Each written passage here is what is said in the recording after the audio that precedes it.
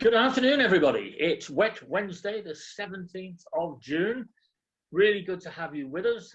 I'm glad you've managed to survive the thunder and lightning. We've had horrendous storms here this morning. I'm not sure if everybody's had that or whether it's just been capital bound. I am really pleased today that we've got quite a good group of people for you to listen to and send your questions to. I'm going to ask them each to come up and just say hello, say who they are. First of all, could I ask Nicole Atkinson, hello and welcome. Tell us about you. Hello.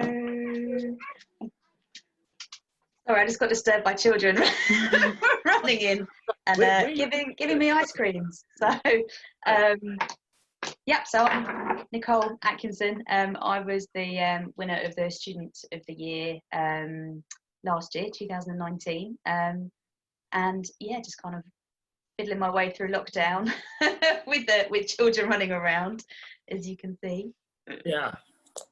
Okay, well that's great. You rushed through there being Student of the Year. That is really quite something. You know, some of our Students of the Year have gone on to quite significant careers with us, so we'll keep an eye on you and what you're getting up to as well. That'll be great. Don't worry about the children. COVID has taught us many things, one of which is children occasionally like to take centre stage, and they do quite regularly, so we're not bothered at all about that. Then we've got Gemma. Hi. Well known to us all. Hi, Gemma. Yeah, I'm Gemma Griffiths. I work for Bookkeeper and Limited, and I won Employed Bookkeeper of the Year last year. I'm currently on maternity leave. Wow. So how many children do you now have?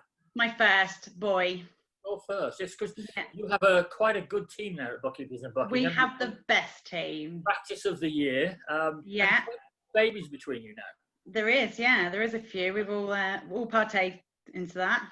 Yeah, very catching. Stay away from Buckingham, everybody. Right, okay.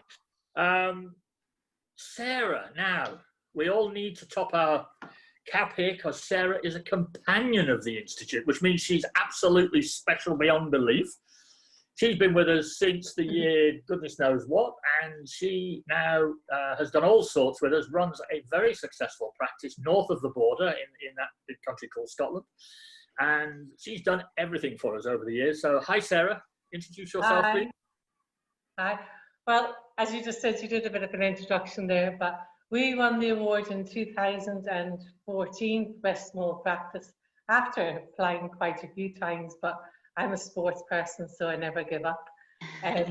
We have rebranded since in the last couple of years. We're now called House Tree Business rather than Douglas Accountancy, and it's been a very successful rechange of brand because it's opened up us allowing to do more funding, and it's opened up a lot of clients for us. So we're quite happy with our new rebrand, and our new website will be launched as we come out of the lockdown. As you can see, we're back in our offices here, getting everything sorted out for reopening. We're in the business centre, and quite a lot of businesses, I'm not sure they're supposed to be here, but they are. So glad to see everybody back and healthy. And just to prove that I know what I'm about and I know these things, 99 you came to us. So that's pretty good, isn't it? 1999. That's only 3 years after we started, so you've been around. Now, I would like to claim that is my magnificent memory, but obviously that has come from our resident knower of all things, June, who's sitting over there and prompting me when I get things wrong. So anyway, she's on tomorrow, by the way. Those of you who haven't seen or met June, because she tends to sit in the background a little bit and let me do all the talking. Although I'm shy, she always pushes me to the front. She'll be on tomorrow with Graham Hambley to talk about Lucas as well. So anyway, that was that. So who have I got now? Ade? He's not on, is he? No. Ade was coming on. He won an award last year. Now the strange thing is he didn't turn up on the night at the Lucas, but we still awarded him the Luca. We managed to get him to come to our offices to pick up the Luca. And what I was going to say was that it just goes to show that you don't have to be at the Luca Awards to win the award. It's all done beforehand, and it's all done in secrecy, and it's all done proper. But obviously he has a habit of not turning up. So anyway, in his absence, therefore, straight to Anish. Hi, Anish. How are you? Very well, thank you, Gary, and hello, everyone.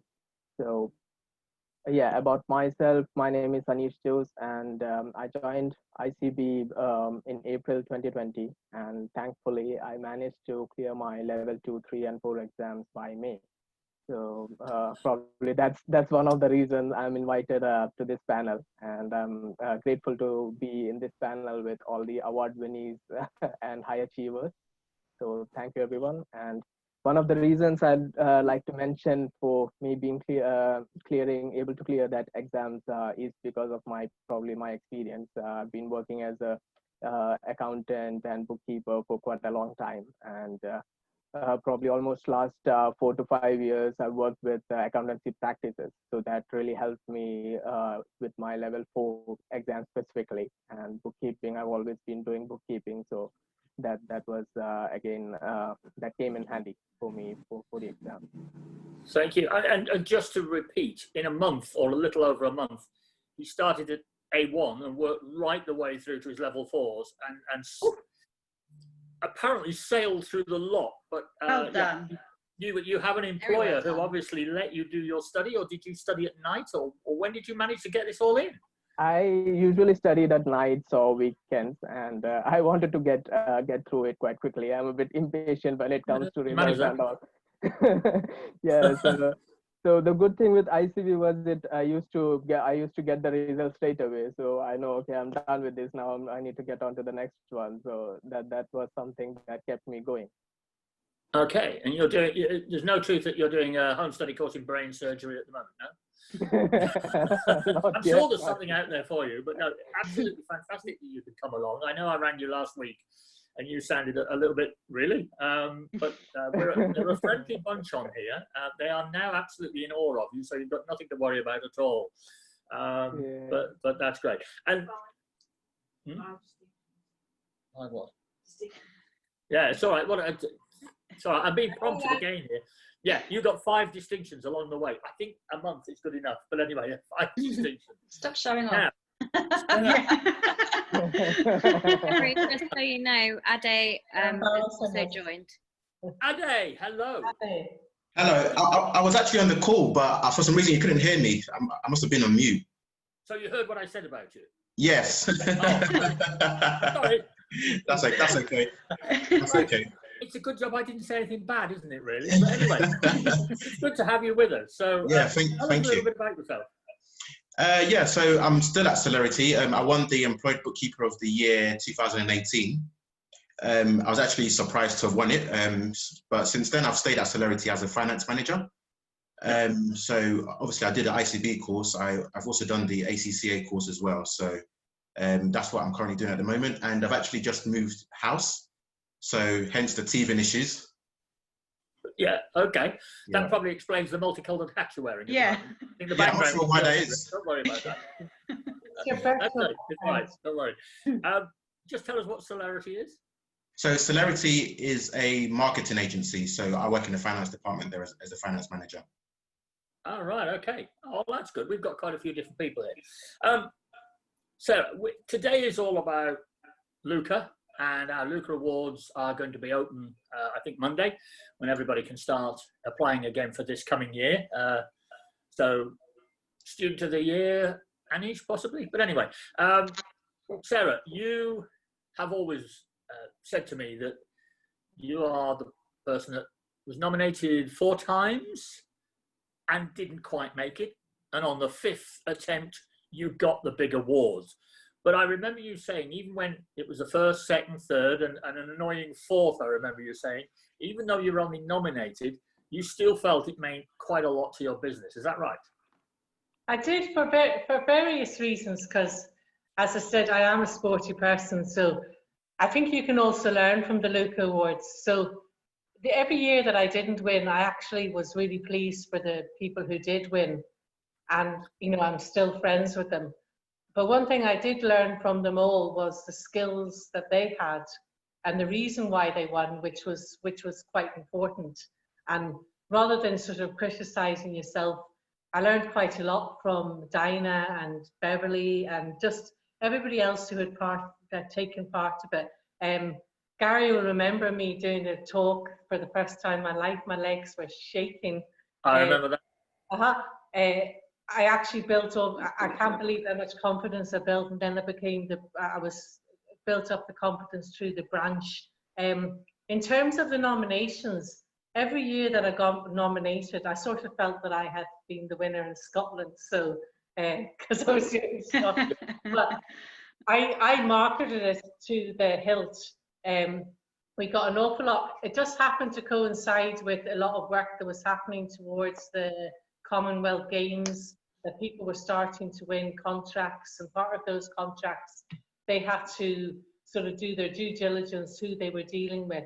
So we actually won quite a lot of contracts from the first nomination for the Commonwealth Games, because that work had actually started 4 to 5 years previous. So the award just launched us to another level. We were probably at the beginning of the whole awards ceremony, and I think Jackie has said to me in the past, you really knew how to market it. The one thing I would say, whenever I lost, I just went back as if I had won, but I went back determined that the following year I was going to win, and I went back again maybe 5 times. You won. And I won, and as everybody knows, I was very happy on the night. But yes, that's all I would say. To be nominated is just something else. I don't think people appreciate how exciting it is to be nominated. And really, if you don't win, your clients will be so happy that you put yourself forward. I don't think people should be shy about putting themselves forward at all. You will learn from your mistakes. Clearly I wasn't the strongest at the very beginning, but by the end, I won. I remember Garry saying to me, I could see the big improvement in the 5 years as we went, just in my own marketing and my own presentation, in the way I spoke and the way I came across. And, you know, it was a real learning curve. And I think that's the way people should look at the Luca Awards if they're nominated. Look at it as a learning curve and use it as a launching pad.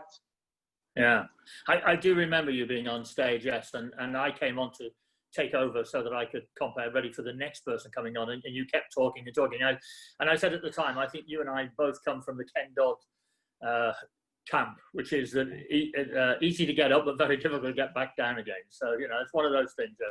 I think I was excited because I was nervous at the beginning of that talk, and then I got my stride. And walked up. Absolutely. That's great. I think people enjoyed my talk that year. So Ade, you didn't get to the meeting, as we've already said. You didn't get to enjoy your space on the table, your applause as you went up. You did get to come and meet us at ICB head office, which is something. But so what have you done with your award? I mean, is it sitting in your toilet somewhere, or is it in your office at work, or what? You know? No. So I've sort of made my my manager at work sort of. I've sort of made him know about the award and me sort of being put forward, and really and truly, when I was put forward, you know, I didn't believe I would actually, you know, go on to win it, but I did, which is absolutely great. So the award is actually sitting in my home office at the moment, and it's actually down here in my drawer. So yeah, I'm really proud of it. Good. I mean, it's a shame you missed going up on stage when you've got sort of 400, 500 people cheering and jumping up and down and everything else. But perhaps when you win the next one, you'll be there. But so that'd be great. Yeah, definitely. Definitely. It's something I'd like to experience, and I promise to be on the next one. Great. Gemma, I mean, bookkeepers in Buckingham have been up and down on stage more often than I have, almost. I mean, they've won so much, different things, different people. Yeah. I know you were the long in a line of, but was it still a great thrill for you? Yeah, again, I was the same. I was nominated a couple of times before I won it, so I wasn't expecting it when I did, and I was pregnant at the awards, so I didn't even have a tipple down me to do the nerves when I was walking up. So I actually made Julie come up with me halfway just so I could do it. But yeah, it's on there. We've got a mantelpiece in the office that's got all our awards on it, and we put them on the website. So it's good when clients look on the website and see that we're award-winning company. So yeah, and I have to say, the bookkeepers in Buckingham always arrive completely beautifully dressed for the evening. You know, it's the full McCoy. We turned up dressed when it was the dress down as well. We all come up in a, when we had the one awards when it was dress down, we didn't realise we still came in our glad rags, so we were the only ones there fully dressed in our full attire. But yeah, it was good fun. Yeah. I mean, the thing is, we have to say that people are sitting all day in a conference, so some of them don't want to change. It's a bit easier now. We're based at a hotel, but in the old days when we were at the QE2 and people had to go half across London to get changed or something, or it didn't sort of suit. But I think that people like it when there's a bit of finery going on, and certainly, well, if nothing else, you stood out. And rather than people think that you were overdressed, I think they all suddenly felt very underdressed. So you know, that was good for that. Do you remember Valentina? Those awards, she had the beautiful Scottish dress. The Scottish sash, yes. Yeah. She looks even stunning. though she's Romanian. But anyway, never mind. She comes from Scotland. So yeah, that's good. So Nicole, you've obviously got children there running around in the background. How many have you got? Two children. I had to think there. Just two. You did, didn't you? Yeah. It's getting a bit like, how are you coping with lockdown? Do you know, the first phase wasn't too bad when we were on complete lockdown, because my husband had stopped work completely. He runs a removal business, so he couldn't do any work. So it was actually quite nice because I could sort of pick up and do my work whenever I needed to. But when they eased it, sort of about a month or so ago, it's been quite tough with no childcare and both of us trying to work. Obviously, he's physically out of the house, so it's just me with two quite young ones, because they're only 2 and coming up for 4. Right. So it's and the problem I find with sort of the bookkeeping and things is that you can't have half an eye on them and half an eye on what you're doing, because you need your full, it's attention to detail, isn't it? So you do need your full focus on what you're doing, because if you have to try and unravel something that you've done, it's not fun. So, but no, it's been okay. It's been lots of evenings, thankfully. When they go to sleep, they're asleep. So I normally have at least a few hours of an evening if I need it. Good. So you picked up our little monk, Luca. Yes. You've got him there. Oh, great. That's fantastic. That's good. So has it changed your life entirely, or just been a tick in a box? I worked quite well. I worked very hard for a very focused period of time. This was a career change for me after I was made redundant after my second period of maternity. So to be nominated, let alone to win, was just an amazing boost for my confidence, really. Obviously, you feel quite rubbish anyway when you're after being made redundant, and it's quite hard, especially when you're going back after having a whole year off work. Gemma, you can probably relate, your confidence is quite low at that point anyway. So then to try and start something new, and then have the recognition of winning Student of the Year was just brilliant, and such a great platform to help me then start out on my own. Yeah, right. I mean, obviously you went home and told the family, so the family are there. Ade, you went back to a business. I just wonder what the difference is. I mean, Ade, sorry, how did you, does anybody say, oh, this is fantastic, or was it just okay, get on with your job? I mean, did you get the appreciation you deserved? I believe I did.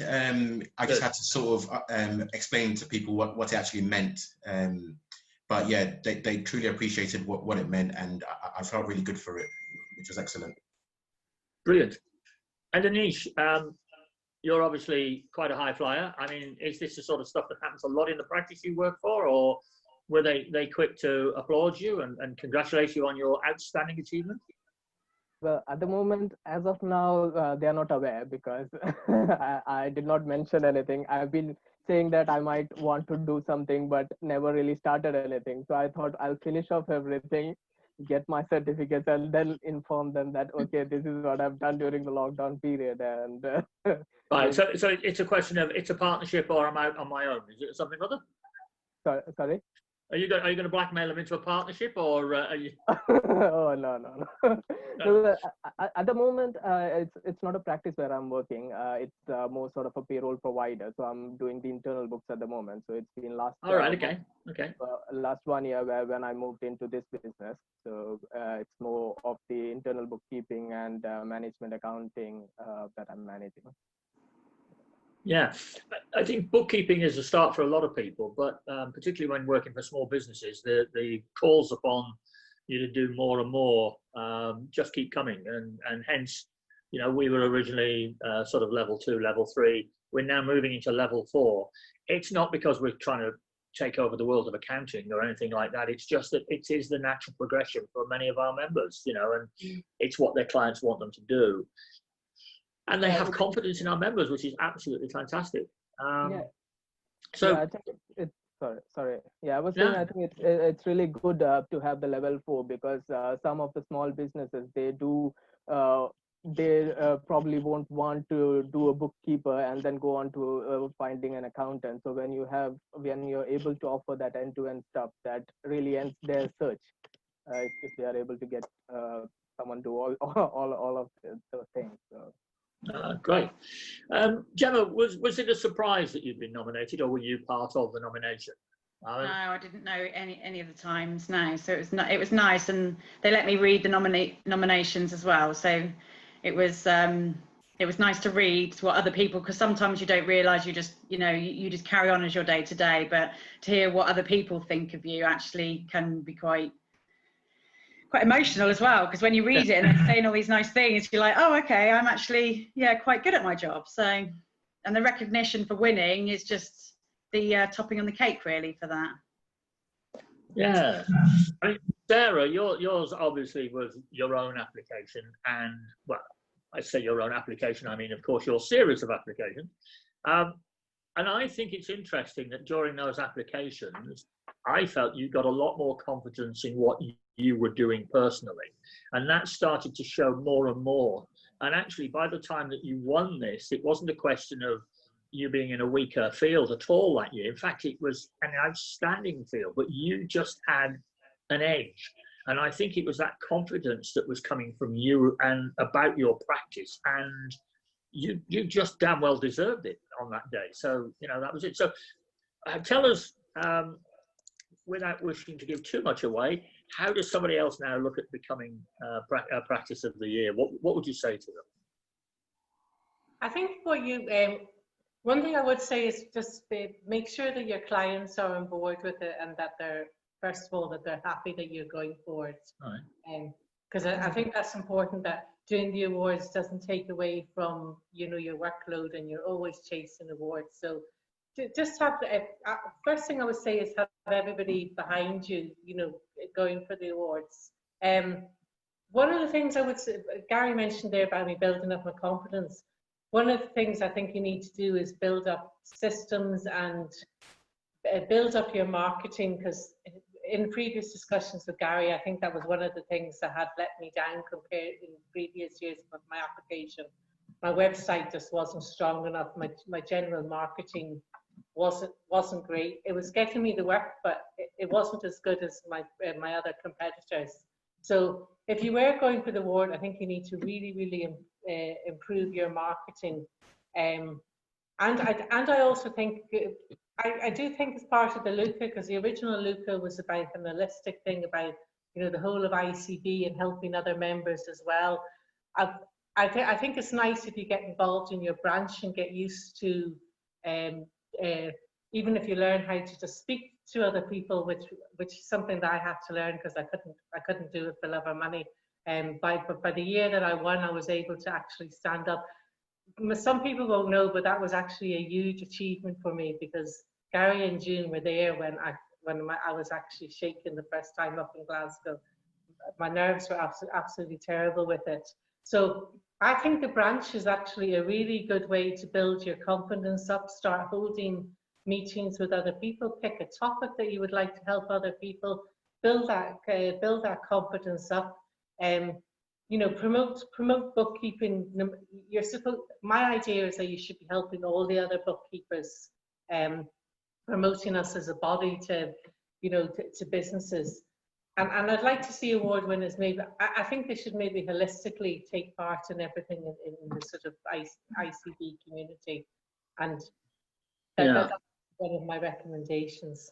I think certainly it wins a few brownie points nowadays, because we do have members who are very, very actively involved in the profession, in ICB. You know, you can't expect to win anything nowadays. It's not as easy as it was. In the old days, we would get short, sharp responses from everybody, and we'd pick them because we knew a little bit about them or anything. But nowadays, we're getting videos, we're getting loads of photographs, we're getting testimonials from clients, and you know, we've had a few people who didn't take it too well that they lost, and you know, well, why didn't I win? And the difference is quite obvious when you're a judge. Actually, normally there are 2 or 3 people that it's difficult to choose finally, but a lot of the other people who come along that are dismissed, you know, if I say they're dismissed quite quickly, it's because they haven't put the effort into the application. And if you're not putting the effort into the application, that to us is a signal that you're not putting the effort in that should be rewarded in quite that way. So, you know, it's a difficult one to say. And I don't want to discourage people from Gary, what I meant by, like, absolutely, you're not doing helping bookkeepers, you know, to put yourself in a good light. You should be doing it to build your own confidence and build your practice and learning from experience. I mean, that's the one thing. The ICB has never rewarded people who, you know, try to suck up to anybody. That's not what it's about. I do believe that you should use the branch to build your confidence, to learn how to speak, because the award is about everything. It's about, to me, it's about a learning curve as well. And if you don't win, you should learn the skills that you're maybe falling down on, and look at how you can improve on them. And I personally think that the branch is a really good place to start to build that confidence, because you learn from others who are exceptionally good at their trade within those meetings as well. Yeah, I mean, the branch chairs do good work for ICB. I mean, they look after their local area, they look after the group, they corral them together, they find something for them to talk about. And we're finding at the moment, when everybody is on Zoom meetings, you know, the numbers are just going through the roof. We've got 50s and 60s turning up to places where, you know, when it was a physical meeting, we were looking at a dozen or you know, 15, 16 people or something or other. And we're finding that we are more accessible now, and people are dying to have that access, which is really good. Now, that doesn't mean that if you don't go to branches and you're not a branch chair and you're not on council, that you can't win an award, certainly not. But it helps us know more about you, and it also helps the judges know that this is not just a very well put together presentation and there's actually nothing behind it. So, you know, it's a question of knowing as much as we can. It's a bit like your money laundering. Know your clients. You know, we have to do the same. Know your member. So, Nicole, you jumped from being a student, obviously, and you're a mum. You've got lots of other calls on your time. Are you building up your confidence each time you have another day of this? I mean, where is your inner confidence coming from? Well, I've been quite lucky in that I've sort of taken a client on board that's probably given me about 2 days a week, to be fair, but they're quite a large, they're an asset management company, and as such they've got sort of 30 subsidiaries. So I've had a lot of exposure just through them, really, and like you say, the more I do and the more I do a good job at, the more that they ask me to do, and it all increases, really. So that's been brilliant. And then I've just got a couple of smaller clients that just take a few hours a week, just small startup businesses, that's been really nice to get on board with and do the other sort of side of it, get their software up and running and things as well. So it's a nice balance for me at the moment, where I kind of know where my time is. Hopefully after we've got a little bit more normality again and my kids are in nursery a couple of days a week, I'll look to start a bit of marketing and try and get a few more people on board as well. But yeah, just at the moment I'm sort of nice and stable, that I know how many hours I've got and how long it's gonna take until I can take that next step. And do you have the luxury of a 5-year plan, or is it a question of a month by month? It's probably more of a 3-year plan at the moment. Yeah, I mean, I think it's tough. I kind of, in my head, I've sort of phased it as my children get older so that I can spend more time on the business and less time, that they need me for less time. So when they're both at school, it's kind of where I'll sort of sit at a level, and then obviously they only have just started primary school, so they'll still need and hopefully want me around quite a lot. So then it'll be sort of another 5 years on from then. I've kind of looked at it a bit of a step so that it can grow with my family, which is why this is such a good profession to have. Yeah, I think the flexibility is what draws a lot of people to this. I was talking to somebody recently who was an ACCA accountant who decided to give it all up, and they've gone back and they've done study, and you know they've come through into membership because they say they want to go to sports days when they come back. You know, they want to go to parent-teacher meetings when they come back, you know, and all this sort of stuff, which they think that is just one of the flexibilities. It doesn't mean you're not working on those days. It just means you squeeze a little bit more into the days when you are. So, but you have that ultimate flexibility. Ade, you are obviously employed. Do you get the chance to work at home when you need to? Well, obviously you do at the moment, perhaps, but I mean, under normal circumstances, is it pretty flexible, or are you expected to be chained to your desk from 9 to 5? So to be honest, my employer is relatively flexible. So, you know, we have that mutual understanding that, you know, there's a good relationship between myself and my manager. And, you know, should I need to work from home, you know, he's sort of happy for me to work from home. It's not really fixed to the office, but I think it's just about sort of building that relationship with your employer, just so, you know, there's a bit of flexibility and you can sort of do things, you know, do other things outside of work as well. So yeah, over the years I've built up that relationship with my manager, and I'm able to work from home when I need to. Right. Now, Gemma, I presume that you get flexible hours because, you know, you're one big family there almost, aren't you? So, I mean, you might not want to say this on air, but I mean, I presume Julie's a reasonably good boss? Oh yeah, she's a great boss, yeah. So yeah, she's flexible. I mean, I was working full-time before maternity, so quite a lot of my clients were out in their offices, so every day was different for me, really. But yeah, she's very flexible, and for the girls in the office who have the children, that obviously they can work the times that they need to. Right, so Julie's not setting up her own creche at the moment yet then? No. You can't have babies there while your head's in numbers. You need the focus. Yeah, that's what I noticed Nicole nodding there, and yeah, it doesn't quite work. Anish, you've obviously got a good team behind you there, although you haven't told them quite what a star you are as yet. We'll wait to see how that one goes. How do you spend your time? Are you an office-based accountant, bookkeeper, or are you flexible? How does it work? Well, as of now, before lockdown, I used to work 4 days from office and 1 day from home due to childcare, and my wife works at the hospital. So, yeah, my boss, he's actually a bit flexible. So that way, when I need to work from home, he's okay for me to work from home. And now everyone is like working from home and getting used to the trend. So probably we're also thinking maybe some people can stay continue even after lockdown if needed, and that way. So yeah, but yeah, everything is going fine at the moment. So you've obviously had a couple of worrying months. If your wife is working at a hospital, it must have been difficult. Yeah, initially it was, yes. Initially, yeah, everyone was scared. No one knows how things will be. But yeah, thankfully everything has been okay as of now. Oh, right. Well, good luck to you, and give her our best, please. And whilst we're on that subject, I mean, obviously I've said right from day one that bookkeepers are frontline workers, somewhat different to your wife, not wishing to detract from what she's been doing at all. But I think bookkeepers have stepped up to the mark. We have a lot of businesses that have survived or are surviving COVID at the moment. They've coped with furloughing, they've coped with everything else because of their bookkeepers. So during Global Bookkeeping Week, which is the 16th to 20th of November this year, on the Wednesday the 18th, it's Raise a Cup Day. So I want you all please to get involved in this. We're going to raise a cup.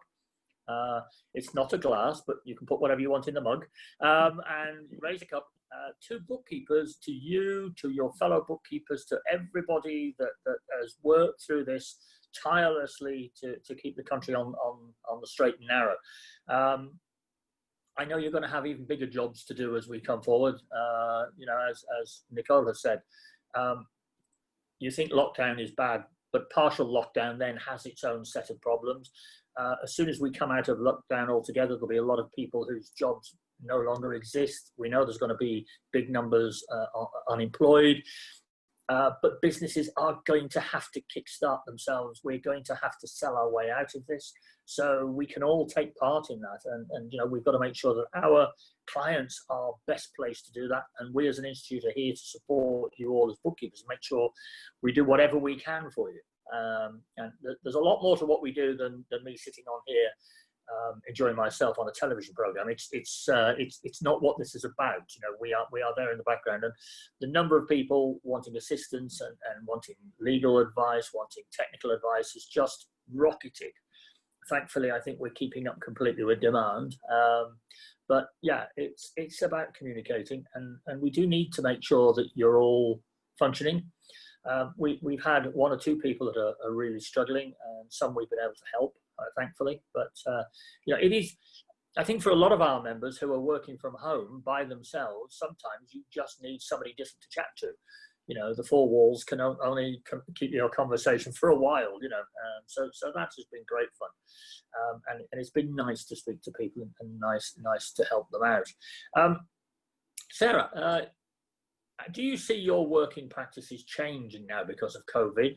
I noticed, obviously, you said you're back in your lovely office, which is huge, if I remember rightly. I don't know what you expected to do, whether you're going to have a football team in there or something. I don't know what it was, but anyway. Do you see your practices changing, what you do? No, I feel quite strongly about, I know it's a difference of opinion, but I feel quite strongly, whilst we have all the cloud softwares, I feel really strongly about that you still meet your client face to face.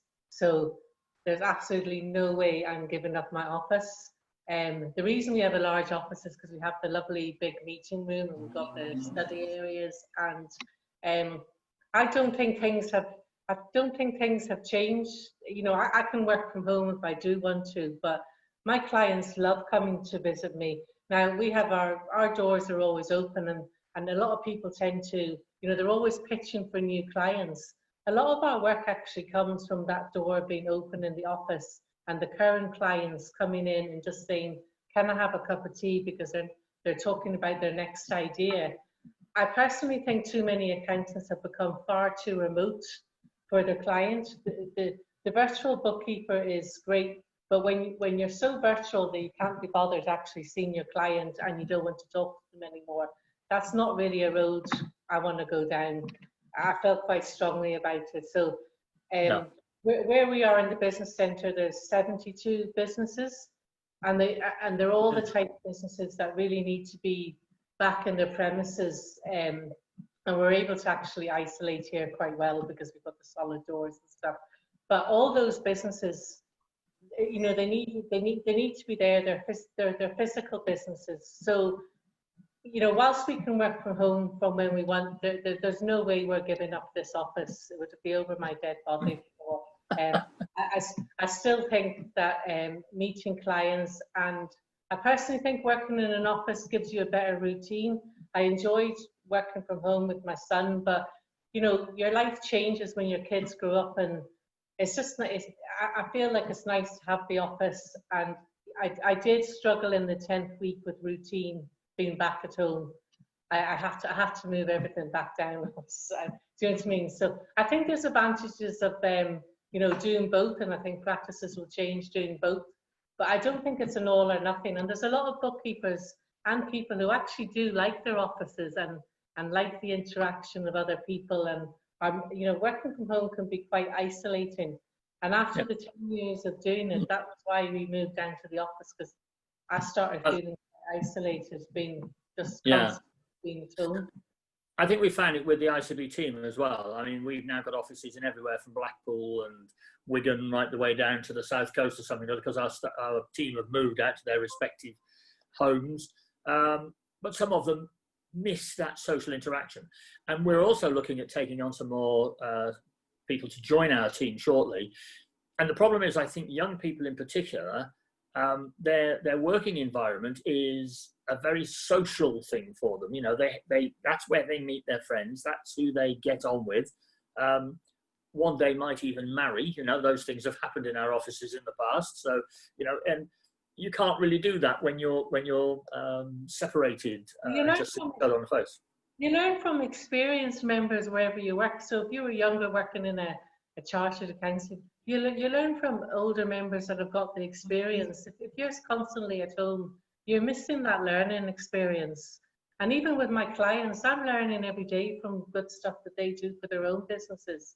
I feel you just don't get that at at your home. So if you are at home, I would encourage people to still go out and visit clients, and just maybe, even if they're working from home, just make sure they do participate in the outer world. Because it does worry me how isolated we can all become just working from home. So Gemma, how much of your time is spent out of the office normally with clients as a percentage? When I was working, it was most of the time. I think I was only in the office one morning and one full day. So the rest was out at clients. Because they need you more than just bookkeeping. So when you're there, they rely on you being there for their support on a matter of things, not just your day-to-day bookkeeping. So I think quite a lot of clients like you in the office to be able to ask you questions or sort out problems they have. And when you're in the office, you know, you have the clients that just drop the stuff to you, but they're probably generally like, you know, one people businesses who just are dropping off the stuff, but they still call you for advice. Yeah, I mean, Nicole, you've got obviously quite a flashy client, you know, in the financial sector. Do you get into their offices, or will you be getting into their offices once this is all through? Or is it home-based for you? Sorry, I was got interrupted by a small child.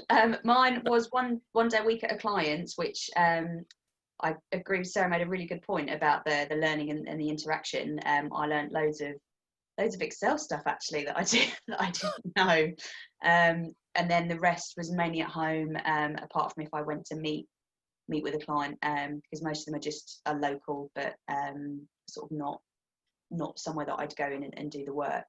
We just would sort of meet up to either go through bits and bobs, just have a catch up. Really, it's just nice to have that time in person, isn't it? It is important, and I do think it fosters like a better relationship. But then it's quite exciting to have that degree of flexibility for other people going forward, I suppose, as well, that are in situations where they have to want to work flexibly and not have long commutes and things. So I think it's good to have a balance between the two. In my article in the newsletter last week now, isn't it? I started off by saying do as you're told, and then the second part of the article was don't do as you're told, for obviously two different reasons. I have been really pleased by the response that I've got to that. I've had so many emails and likes and everything, and shares on the web, and I think people realise that bookkeeping is a very personal service, and I get criticised sometimes for saying this, but I think it is far more personal than accounting. The accountants don't seem to have the same relationship. It's more of a we know better than you, you'll do as you're told. Whereas we're saying we're with you, we're standing beside you, and we're going to help you do the best you can for your business. And it's very black and white in many ways. But I think it's down to the relationships, and you build a personal relationship. And I think that seems to me to be the most important thing. It is that personal relationship that makes them, well, like you said, Nicole, just you go into the office and they're teaching you about Excel, which, you know, somebody might say, well, hold on, you should know all about Excel. But the fact that they will share that knowledge with you, so that makes you a better bookkeeper and a better bookkeeper for them, I think just sums it up, really. I mean, it's a good relationship, I think. I mean, I was already pretty good at Excel, I'm just saying. I wasn't rubbish. They were just really good.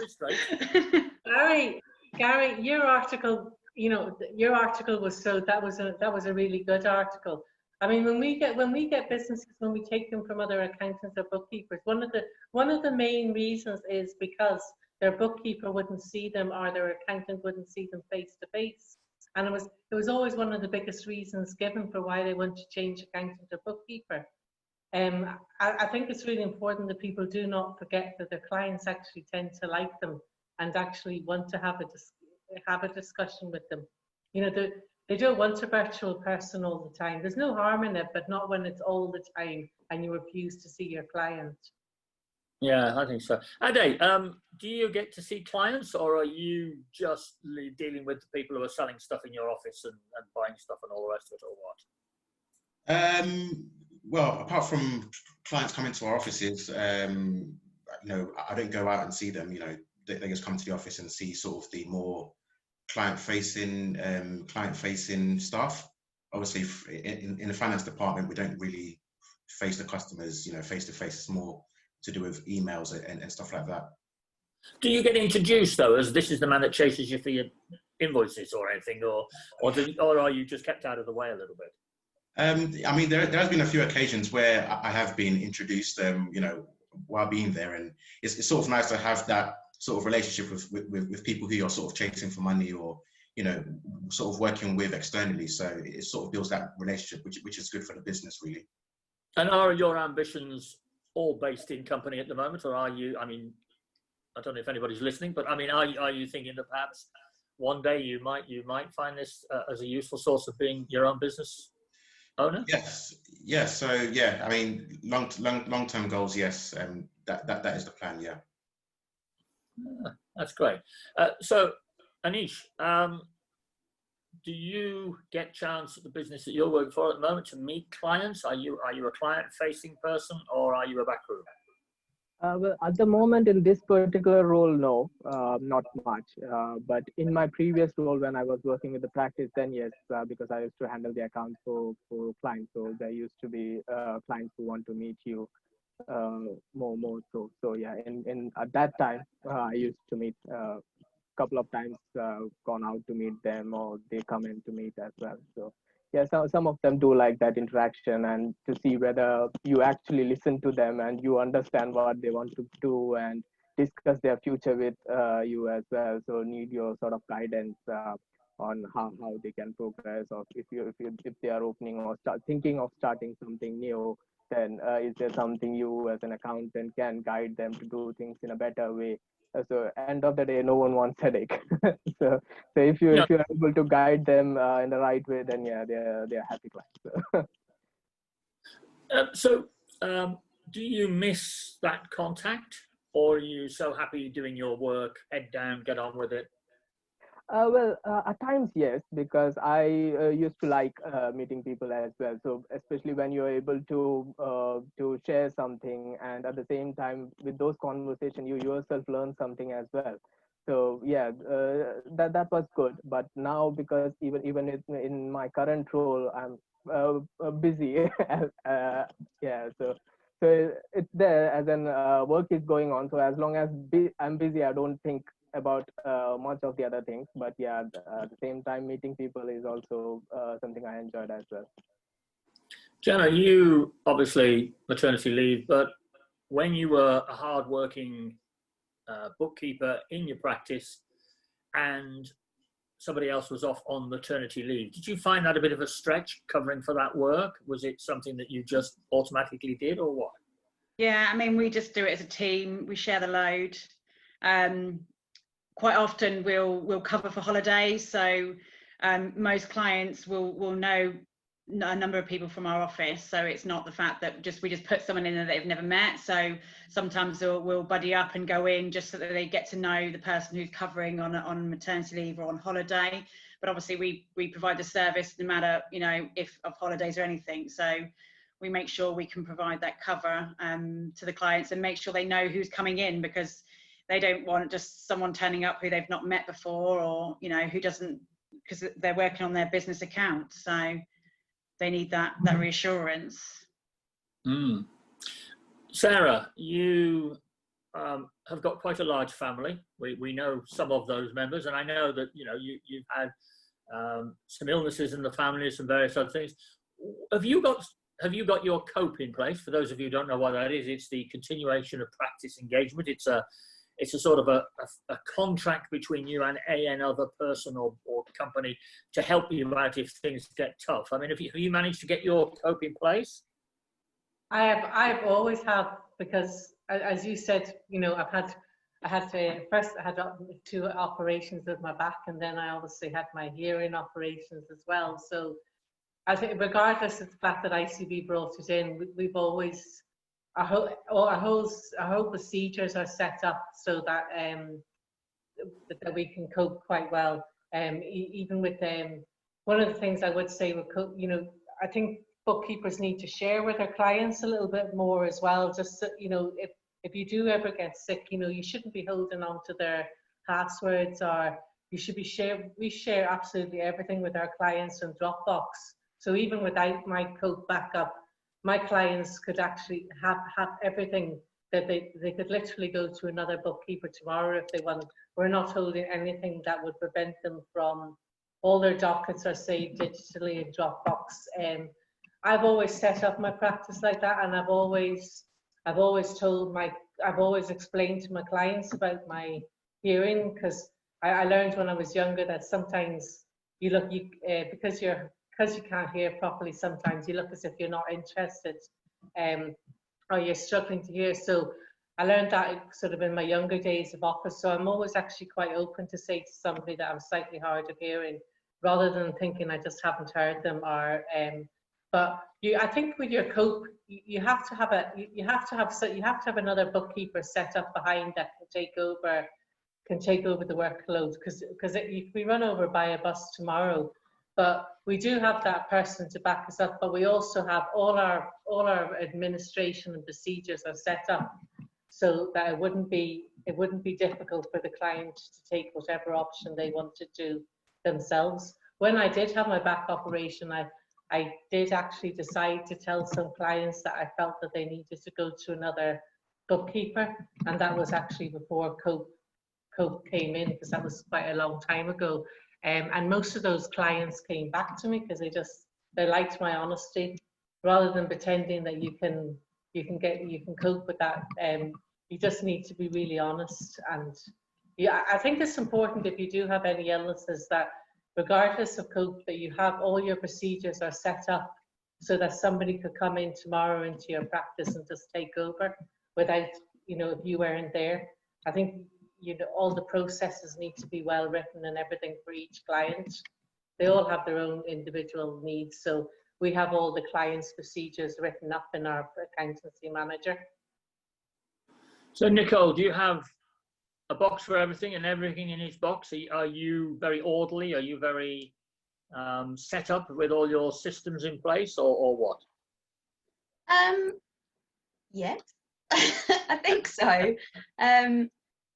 I guess the software that I use, it's all cloud-based. So the stuff I use for clients is QuickBooks and Xero, and then either Receipt Bank or HubDoc. So everything's sort of captured there. But yeah, I do try, bearing in mind that it's just me at the moment, but there might be other people in the future. I do try and keep a note of my processes, just because it's good housekeeping as well. And especially there's one of my clients that I only do some tasks for once every 2 months, and you do so many little bits. It's good to have that backup and that confidence the first few times you do things, to have a little guide or a little process in place, to make sure that everything's done the same way each time, for continuity. So I'm going to go to the men now.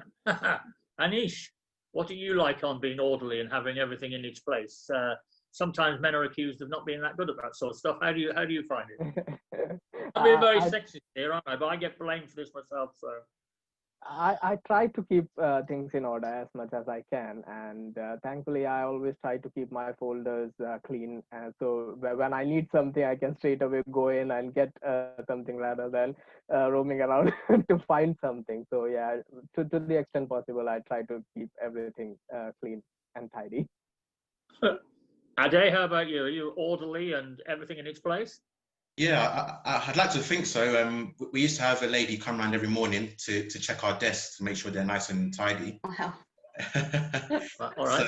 So we were almost forced to ensure, you know, we sort of packed everything away tidily and stuff like that. But it sort of rubbed off on me. So, you know, I like to keep files where they should be. And that sort of helps me myself to sort of manage my workload and sort of release stress. You know, I feel like once I have things in the wrong place, I get stressed easier. So yeah, it's good to be tidy, I think. Yeah, we when we were in our office, ICB, we tried to have a clean desk policy. Yeah. It didn't work. I don't know why. You know, but, the paperless office is a thing to be thought, you know, it just doesn't exist, I don't think. The more we do, what is it that we get something and it comes on screen and it's there, but we have to print it off to keep it to look at some stage. It doesn't seem to work. I don't know. Garry, I think if you're going to have a paperless office, so we've got different people set up in the offices. I think you need 2 or 3 screens now. You can't just work with a solo screen. I mean, on my table over there, I've got 3 screens. All right. So, you know, where 2 you can, and then you've got the one you can look. So you don't actually have to keep printing off every 5 minutes. We're pretty much a paperless office now as well. And that is the coping mechanism as well. But you can get there. But you see, if you're doing it with 1 screen, you may as well forget it. Yeah. You do need 2 or 3 screens. You need to invest that money into it's the way forward. Even with any cloud software now, it's pretty much impossible to do 0 on a 1 screen. You know, you just take forever to do it. So you really do need. I mean, I would have one if I could, but Not my days. Yeah. You have to start stacking them up. Well, exactly. Yes. I mean, yeah. You do see some people with sort of 3 screens across and then a couple on the top as well, or something or other. And unfortunately, you've totally ruined my life now, because I know that the entire ICB team is saying, "There we are. You see, we need more than 1 screen," and we've got some with 2 who would love to have 3. And it's one of my running things about June. Those of you who don't know, June is my wife, but she is the CEO of ICB. She's our co-founder. If I give her my phone to show her something I've just seen, I don't get it back. So she's sitting there at night watching television. She's got the iPad, she's got her own phone, and then she's got my phone, and she's still not happy. She's trying to do so many things. So I don't know how you do it. I get lost looking at 1 screen, to be honest with you. Garry, I have a client in the business centre, and he set up a treadmill with 2 screens. So he's working, he's running while he's actually got 2 screens. What are you saying, Sarah? Are you trying to tell me I need to look? I know I do, but what you're saying. No, I mean, I'm just saying, I don't know how anybody could work with 2 screens and do the treadmill at the same time. I was quite impressed. I just thought, you know, just get on the treadmill first would be an achievement, I think. Well, we're coming up to the hour, and I know you're all very busy people, and some of you have got children wanting your attention and various other things. So I'm going to just sort of come around and finish this off, because I think it's been great. I hope you've enjoyed yourselves, and thank you to everybody who's watching. I hope you've enjoyed what you've been listening to, and it might have prompted some of you to think, yeah, you know, I can do that. I can get a Luca, and there'll be more of that tomorrow. As I say, June will be on tomorrow, as will Graham Hambley. Graham was one of our judges last year, and he also runs his own set of awards for the magazine of which he is the publisher, the PQ magazine, which is for part qualified accountants. And we tend to do a lot of work with him, because a lot of those part qualified accountants can't wait to get right to the end of it, so that they switch over and become bookkeepers, because they've realized, I think, that either their parents or somebody pushed them in the wrong direction, and they really don't want to be accountants. They want to be friendly bookkeepers.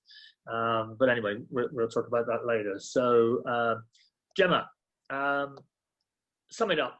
What does it feel like to be a Luca winner, and what would you encourage other people to try? Yeah, I would. Yeah, it just gives you that extra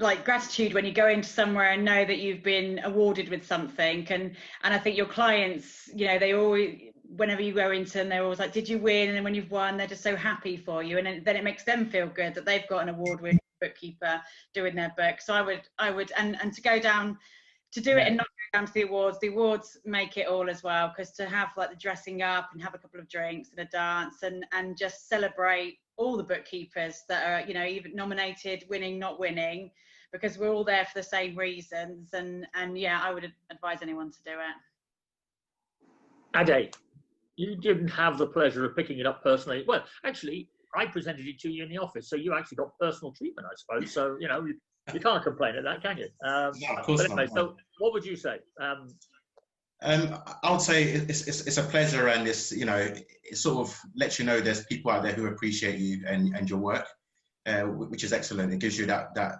confidence and that, you know, moral boost as well. So yeah.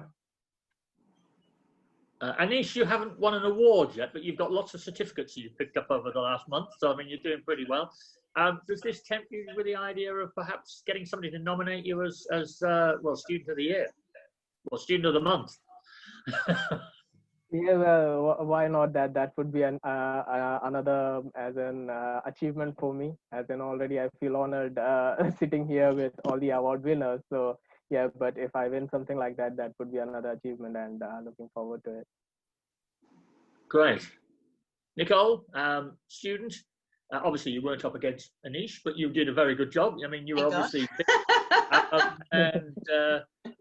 you were actually on the Ideal Schools table, your own training providers table. You were there as their guest, I think, were you? So that must have been an extra joy, jumping up and down with them as well. They were quite excited, I think, when it all happened.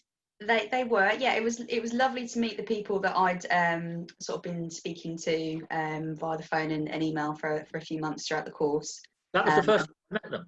Yeah, because they're based in Scotland and I'm down in sunny Essex. It was really lovely to see them, but just based on what everyone else has said, like the confidence boost it gives you is just amazing. And attending the summit and the awards, I mean, I didn't know anybody when I went, and two really lovely ladies who I think are on today, Lucy and Kirsty, were so kind and welcoming to me when I first met them the first evening at the bar. And like, really looked after me. Yeah. Oh, that's good then. It was. They really looked after me. But anyway. But just what a friendly place it was. So anyone that's new and like hasn't been to one before, definitely go. Just to meet people. The keynote talks are brilliant, and all the stands that are there. Obviously, it might look different this year, but future years definitely it's an amazing event and experience. Yeah.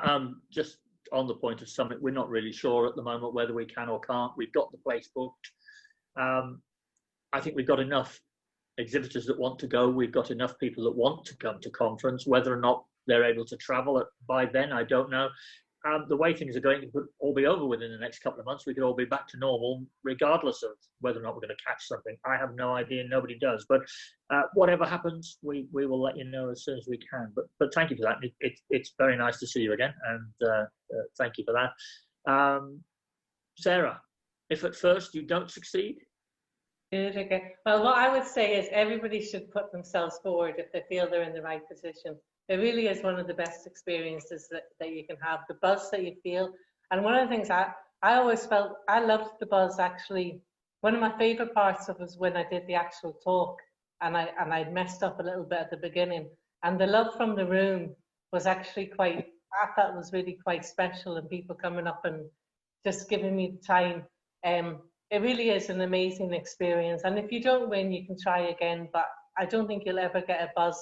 Just standing up in front of all your peers and getting rewarded is really quite special. And if you don't get it, off you go and try again next year. And in fact, you and Bookkeepers in Buckingham both won on the same year, didn't we? Oh yeah, we've got a collage. There we are. You will notice a slightly undressed Garry Carter there, not wearing my usual tie, but nonetheless with Ade, and yeah. How about that then? Oh, Sarah, of course, by royal appointment. How about that, eh? Oh yeah. Special. Oh, that's good. That's fantastic. Well, thank you for that. That's Sobi working away in the background there, and it's been lovely of you all to join.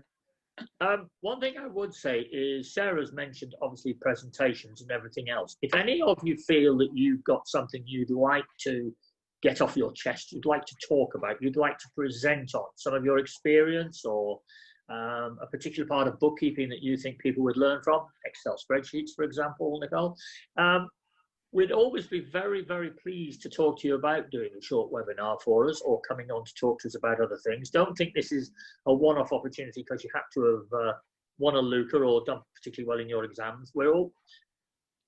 ICB exists for its members and because of its members, and the members are what make ICB what it is. I like to think we're not a stuffy professional body like some of the others. We are a community, and the one big thing that we have, I think, of this community is we do share.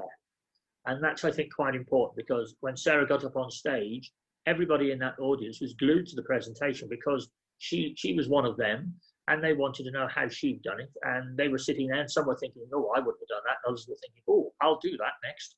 And we learn from other people. And that's, I think, very important. You don't learn from me, you learn from each other. That's the main thing. So thank you very much for that. Thank you, everybody today that's been listening. I know a lot of you have come in on Facebook today, which we don't always see in our numbers here. And it is available later on Facebook for download and also on YouTube. And we're going to tweet this around and do various other things with it. We're getting over 1,000 people a day coming on to these sorts of things. So thank you very much for your time. I mentioned that before. Sorry, I mentioned that after you've been on, so that none of you got overfried. But so you've actually only been talking to 5 people, so don't worry about it. It's great. So thank you all, and good afternoon. Thank you to my panel, and don't forget tomorrow, June and Graham will be on, and they'll tell you even more about how to enter for the Lucas. Thank you, everybody. Bye. Thank you. Bye. Thank you.